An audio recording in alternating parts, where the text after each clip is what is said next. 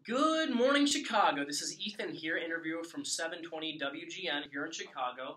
Today we are talking to the cast and the producers of Water by the Spoonful. We're going to get some in-depth information about the play, the stars, the production, just everything surrounding it, and we're going to learn more and more about what this play has to say in modern-day society. These women are all part of the production cast, and we're going to talk with them because they want some backers to help support the play financially, as does every play need. So let's just go around and let's start off with you guys introducing yourselves. What are your guys' role in producing the play, and just your names, and then we can go and start the questions from there. So, good morning, my name is Lily Schmidt, and I am the playwright. Hi, I'm Nicole, and I am the producer. Hi, I'm Caitlin, and I'm the director of Water by the Spoonful. Good morning, I'm Paige, and I'm the production manager. Awesome. So we're going to start out. Can you guys just tell us a little bit about the play, about the journey? Can you guys just give a brief overview? I know in this radio broadcast we don't want to give away any secrets, but let's just give the audience like some tidbits into what this is about and stuff. So can you start us off and just give us a little bit of the journey? Yeah, the journey is a family and their journey through life troubles, and a lot of others along the way join in the journey. And it's about forgiveness, and one of the main characters has to learn to forgive people from his past in order to grow as a person. And it goes into pretty serious topics like addiction. Okay. And I think that there's a lot of people that can be inspired by this journey because maybe they've gone through a similar journey in their life. And so it's just a story of success and failure, and really anyone would be interested in this journey, I think. It sounds dramatic. Would you say it's a dramatic piece? Yeah. Okay. Can you guys let us in a little bit more on the drama of the play surrounding it, and the topics and the characters and the situations? We don't want to give too much away. Yeah, understandable. But the central conflict does revolve around the characters and their self-reflection and coming to terms with the people that they are and letting go of the past. There's, like, as I said, addiction, but also PTSD and people just battling with inner demons, which is a really heavily talked about topic nowadays. And the conflict is resolved towards the end. That's all I'm going to say, but you'll have to come see the play to find out. You know, it definitely seems like there are some heavy topics discussed in this play, relevant to today's society, as you were saying, with addiction, which is a prevalent problem in Chicago society, here in Chicago. And so I think this play is going to have a strong effect. What kinds of characters like populate the world of this play? Are they Chicagoans? Do you think they can relate to the everyday person? Can one of you talk about the characters? Yeah, I mean, I could talk about the characters.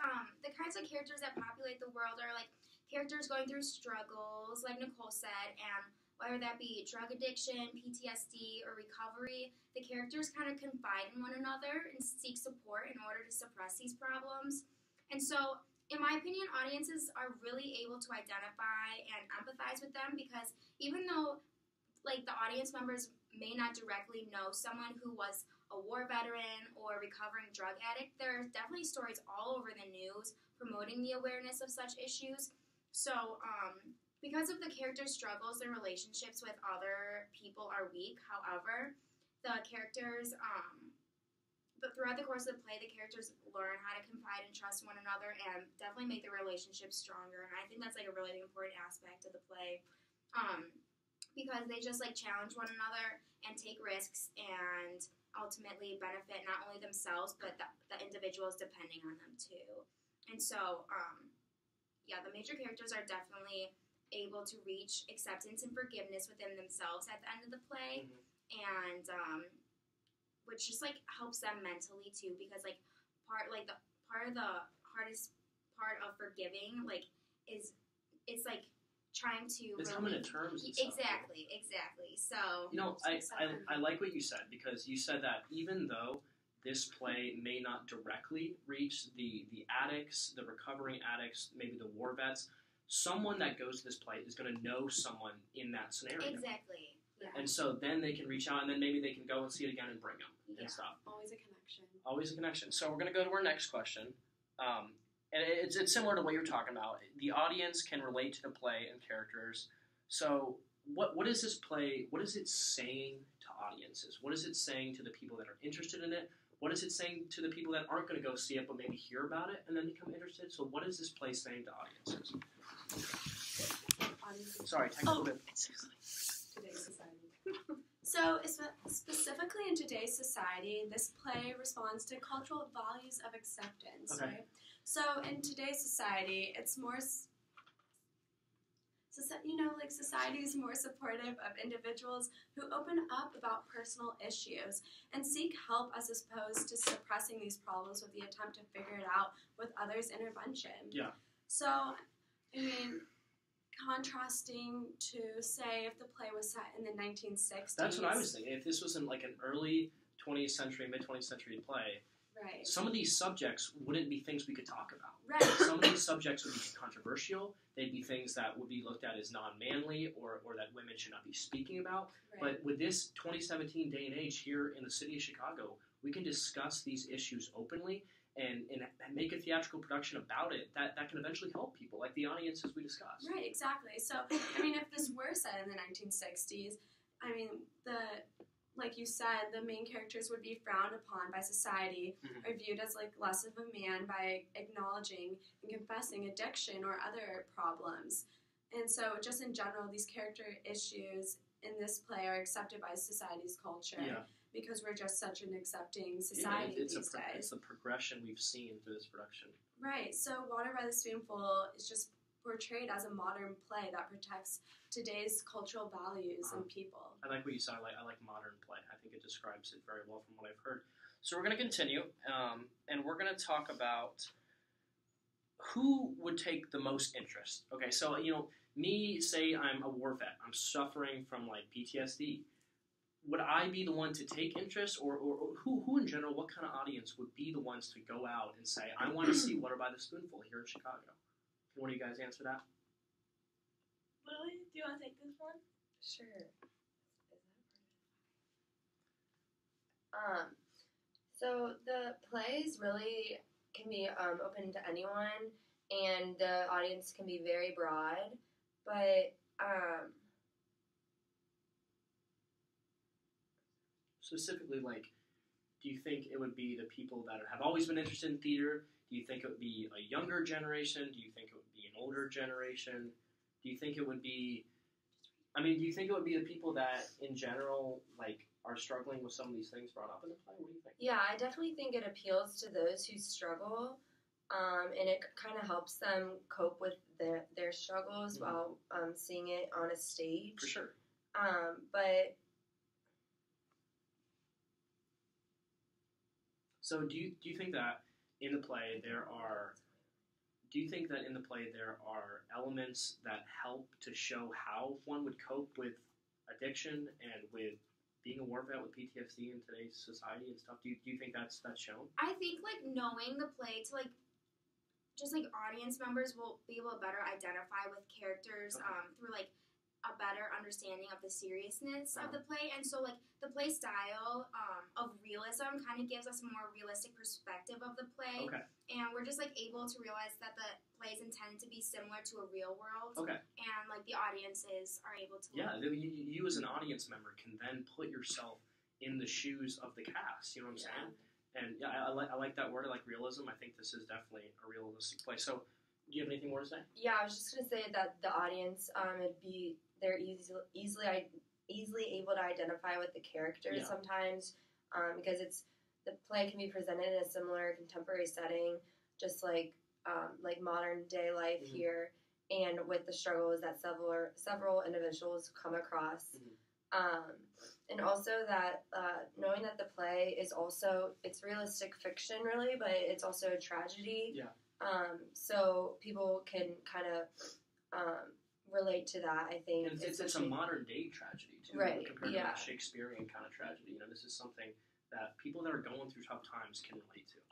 Right. And it's interesting to see the severity of it for someone who might not be used to these kind of issues. It kind of gives them like an idea of what it would be like to know someone. Yeah, for sure. No, I think that's super like powerful too, because when we talk about the audience, I think this play shoots for a lot of the person that is recovering as a drug addict, the person that is coming home from Iraq, but then it's also the person that has no idea, that has never been through a situation like that can see and watch this play and be like, now I feel more connected and more understanding. in regarding those people. So, Paige, we're going to turn to you. It's clear that this play has a strong relationship between the audience and the production theme. So why do you think so? Tell me about that.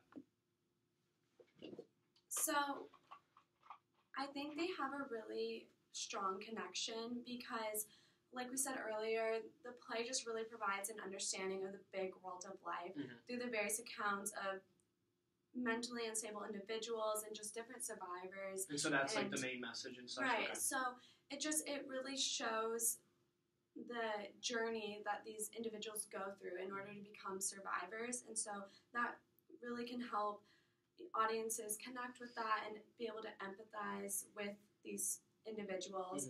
And so, like in life, judgment is often placed on individuals that go through these type of things because there's such a stigma around all the different topics, even in today's society still. So, especially individuals who partake in drug use or harmful behaviors towards themselves or have been a product of war.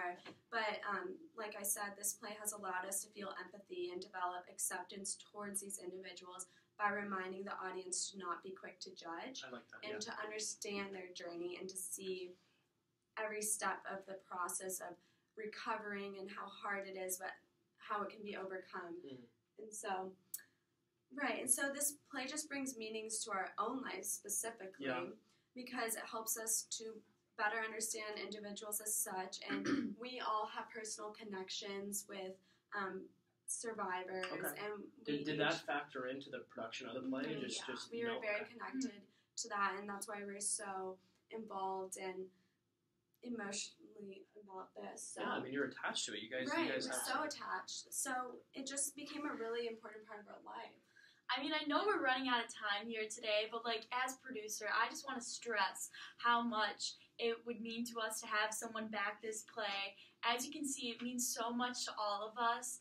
And as you can see, it's going to build a great audience. So many people are going to want to see it. So many people are going to feel drawn to the subject matter. So if you back us, you'll be getting a lot of cash back. Let me tell you. Okay. So we just want to focus on... Should we talk about the advertising? How we're going to advertise what mediums are you guys going to use as a form of advertisement? So we're going to do a lot of advertising through social media, trying to get the word out there to every type of person, different groups, different neighborhoods, and also use billboards just around the city to really get the word out there. And as far as the demographic of people that we might be advertising to, it's going to be probably more geared towards the young and middle-aged adults because of the intense topics. So not really advertising towards children or the elderly. But it's people our age in today's Chicago society, you know? Right, yeah, that we just want to kind of reach out to and let them know that they should come see it. It's a great story, and it's a really good play to see. Awesome. Well, you know what, guys? I have heard today some awesome themes, some appeals to a wide variety of people specifically dealing with stuff overall that can learn from this play. I have heard, means of advertisement and such. And so what I'm going to do is I'm going to donate, as a part of WGN Chicago 720, 150 tickets to the New Hope Recovery Center. And guys, this is serious, okay?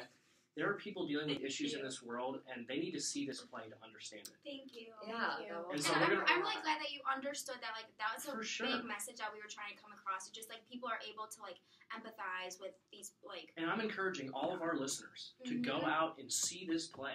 Thank you for so potential much. backers to know that this is going to have a huge impact on our 2017 Chicago society. Yeah. So, ladies, thank you so much. Thank you so for much. having us. We're going to end that here, guys. Thank you so much for tuning in. WGN 720 Chicago.